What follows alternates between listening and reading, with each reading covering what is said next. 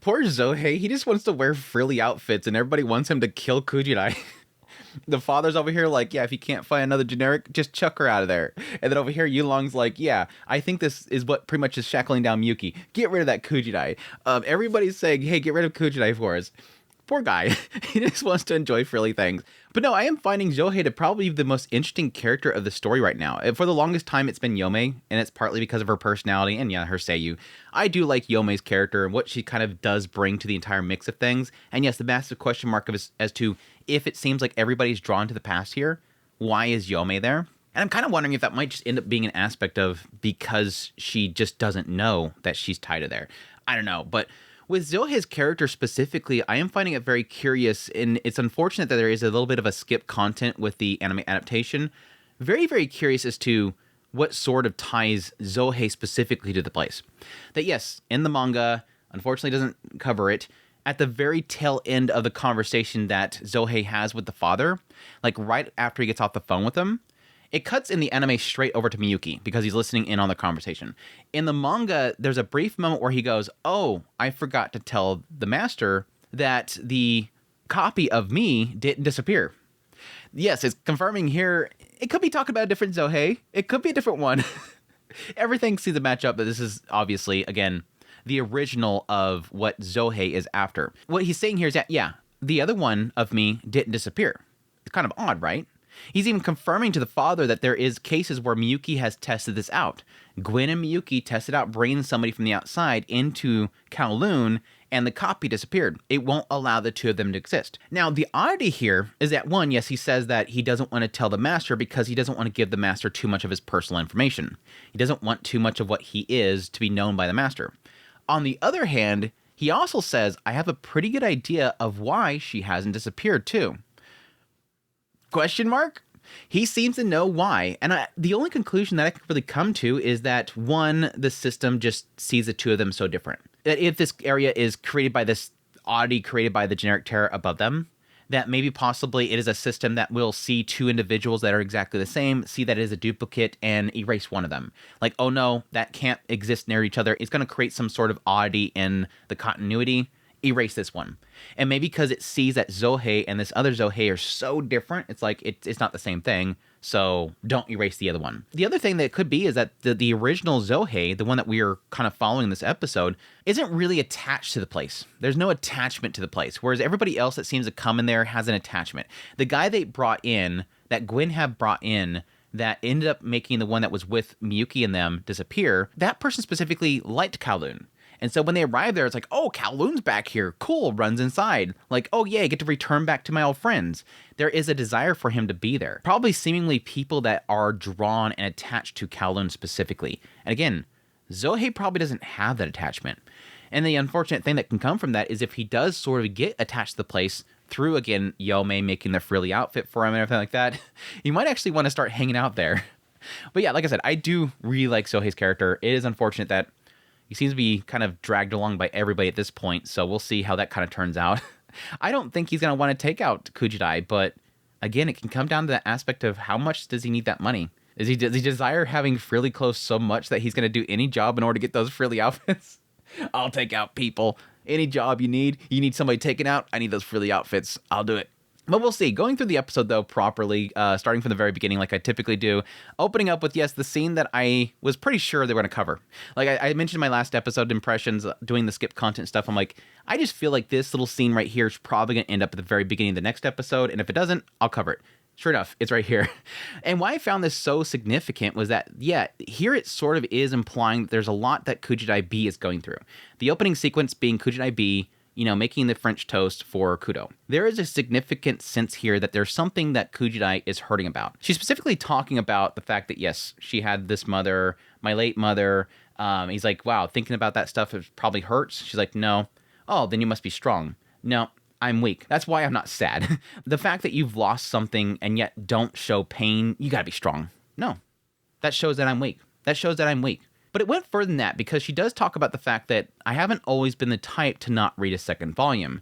The old me thought that memories are, and then she gets cut off. This whole segment right here is kind of that issue with riddles Like, I'm pretty sure, like, in 3 episodes, we'll probably get exactly what she's talking about here. But for right now, it feels like she's just kind of talking in riddles. It makes me believe that she's the type that doesn't like to leave things behind because she's afraid of losing things in the past.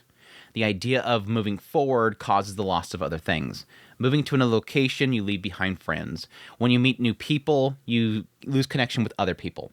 And I think that sort of does tie in with her desire to leave the book where it's at. And even the whole statement that she made when she was at the bar with Gwen and Kudo, the idea that I will never move forward, I'll never have a past or whatever. It was some riddle that she was saying even there, in the idea of not having a future.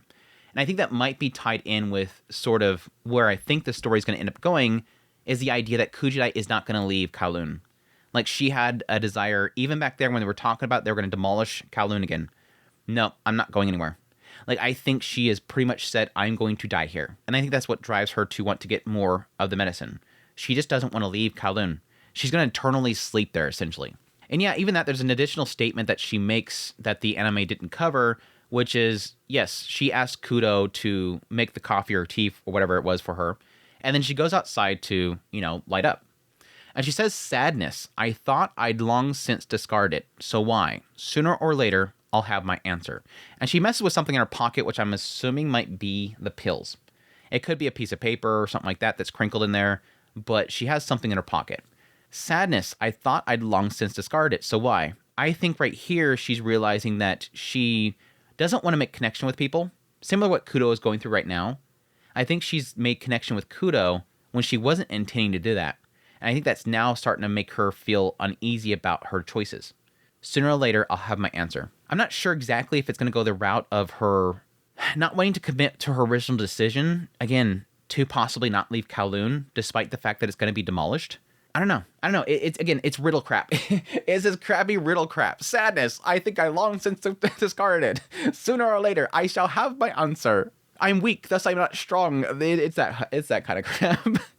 Anyways, that aside, I do like the fact that later on it kind of ties that back into Kudo coming to visit Kujirai. And yeah, she has some extra sugar, and I'm like, oh, they're going to do the French toast thing, and she's not going to know how to make it. Sure enough, she doesn't know how to make French toast. Kudo leaves, dirtbag Kudo, leaving again, making her upset.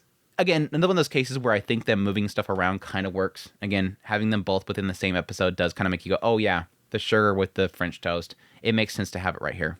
Anyways, beyond that, yes, we had Yaomei, Gwen, and Kujirai meeting up together to talk about what they found. And yes, we have Yaomei glitched. The Matrix glitched once again.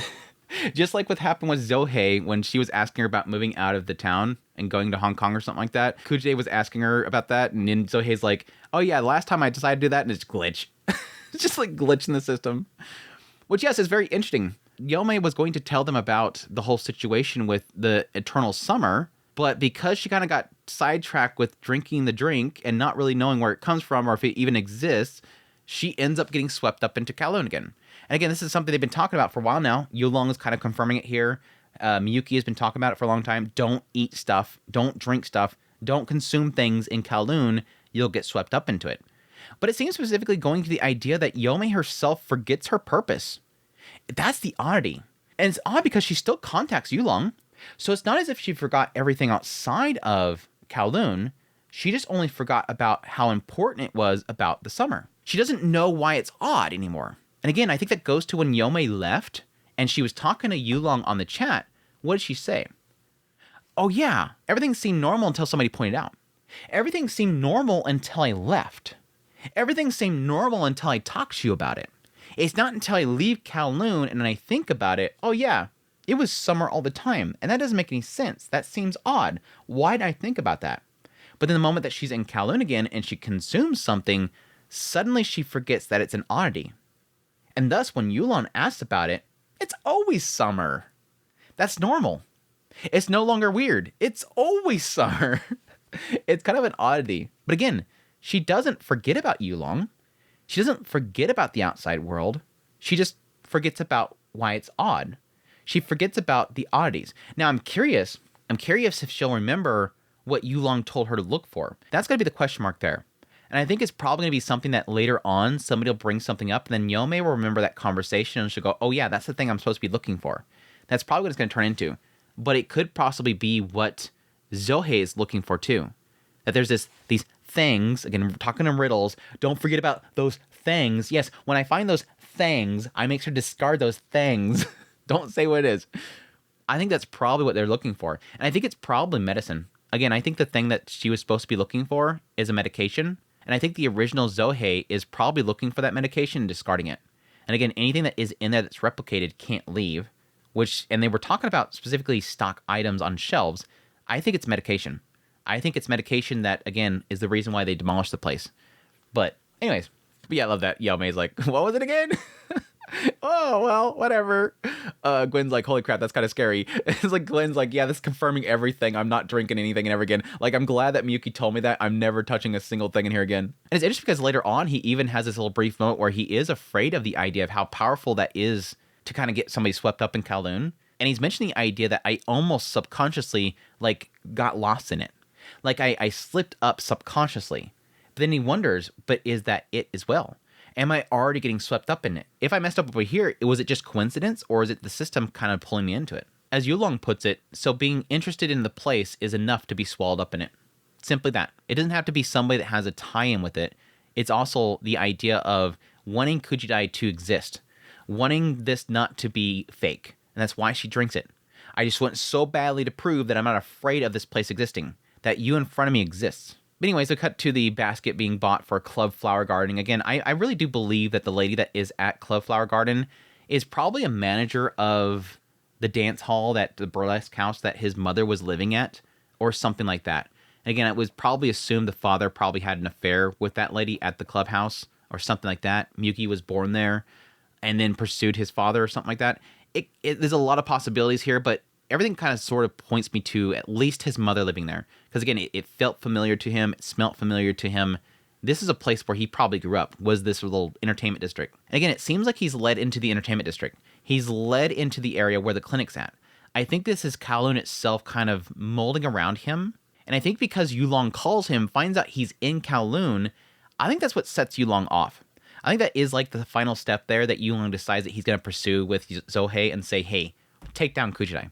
Because again, with the skip content from the previous episode, he wants to discover if Kowloon exists for the sake of erasing it. You can't destroy something you can't find. So Yulong's whole purpose is to figure out if Kowloon exists to destroy it. And again, I think this sets him off. I think him seeing that Miyuki is there right now, spending too much time there, possibly getting swept up into it, is probably what triggers him to try to essentially set a hit on Kujirai. That's when we cut over to Kujirai telling Yaomei all the deets that she's been spending some time with Kudo.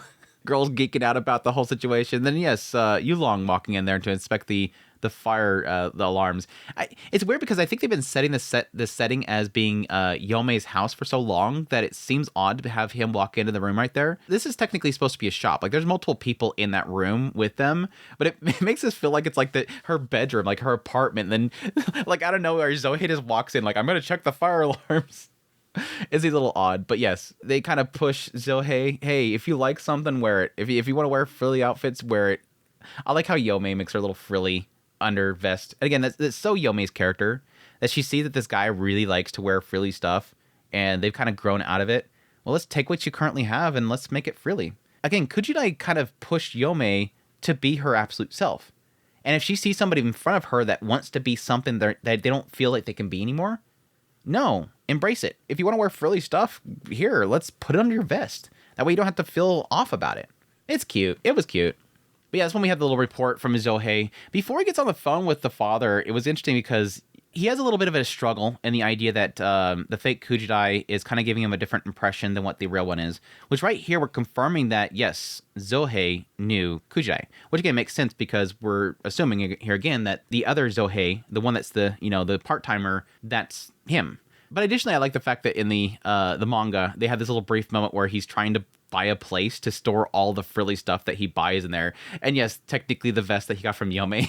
He's trying to find a place to put all this stuff so that when he leaves Kowloon, this stuff doesn't disappear. Which again is kind of proving that he's kind of getting swept up in Kowloon. But it's interesting, before he gets on the phone with the father, he says things you're not sure are real, things that are precious, things sad to see disappear. What if one or two of those things are added to Kowloon? I think there's sort of an oddity here that I think that Xiaohei is observing. And the idea that when you come into a place like Kowloon, which is supposed to be fake, to everybody else it's ruin, But when you come in there and you start interacting with things, I think there is sort of a feeling that, one, what do you know is real and what's not? That yes, if, say, they were to bump into Yaomei, Yaomei should be technically real, walking around this rubble that doesn't exist. But at the same time, as you're interacting with things, not knowing if it's real or not, what if you start to get connected to those things and not want to see them disappear? And I think that's why they show that shot of the lady at the flower club, and that she gets that little gift from Miyuki. And the gift itself has a little note on it that says, "To the kind dancers with gratitude." It kind of shows that Miyuki, despite the fact that he knows this entire place is fake, why would he go out of his way to buy a gift basket for the dancers? And again, I think that's because there is things here that he doesn't want to lose, and that he's starting to grow attached to what's in there. He's getting swept up in Kowloon, for sure. And additionally, so is Xiaohei. I have this vest on. It's so Frilly. I love this. I don't have this at home. I don't have this outside of Kowloon. I like this. Somebody has accepted me for who I am. Anyways, that's when we go through the observations by Xiaohei. There's nothing really here different other than the fact, again, confirming the fact that they know Kujirai, the fact that there's the generics, the confirmation that it seems like because there's existence of somebody like Kujirai, that we could technically have a replica also made of somebody else that's passed away. But additionally, yes, eventually getting into, yeah, find somebody like Kujirai, see if they can leave. That yes, because there's the existence of Kujirai, that there's a possibility that we can do this whole thing with the Zirconium project and make your son. But we don't know if it can exist outside of here. Okay, then take her out of here. Find somebody else like that, or just get her out of there. Do a test. I don't care. Which again, kind of get that little conflict there of him going, yeah, but they have their own lives here. Like there's a brief moment where Xiaohei's like, no, but they have their own lives here. Again, when I met Kujirai in here, they're not like the one that I remember. They're a different self.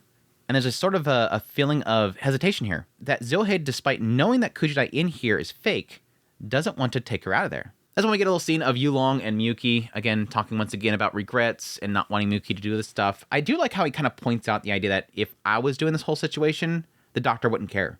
Because he knew that I wouldn't be going into it with regrets.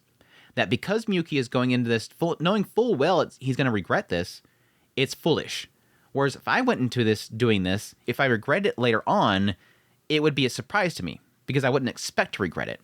There's a difference here in how you sort of perceive things and go into something. It's like walking off the cliff. Like you see the cliff in front of you and you're walking off of it. Whereas if you're walking off the cliff with blindfolds, it's a completely different story. One's a fool and the other one is just unaware. I think that's what they're kind of going for there. But again, I think the fact that he won't give up onto it is what's going to lead Yulong to finally go, okay, I'm done. I'm sick of this stuff. I got to get rid of this Kujirai because it's his only hope of even doing this. We get that little scene with Kujirai and Kudo, again, her not knowing how to make the French toast. Very interesting, though. When he goes to leave, again, agitating, agitating again. Like, Kujirai is feeling like, finally, I got this boy. I finally bagged my boy.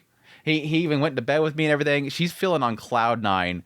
And then she, like, makes one mistake. She doesn't know how to make freaking French toast with sugar on top of it. And he just walks out the damn door. So agitating. But no, interesting that she decides to take the box out again.